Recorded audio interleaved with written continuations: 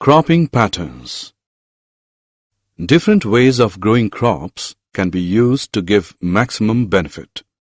There are three main methods of cropping patterns: mixed cropping, intercropping, crop rotation. Mixed cropping is growing two or more crops simultaneously on the same piece of land.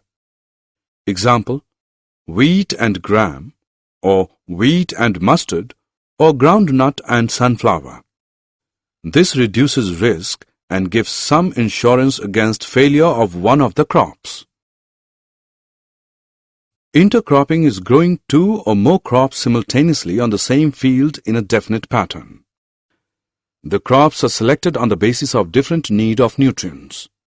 A few rows of one crop alternate with a few rows of a second crop.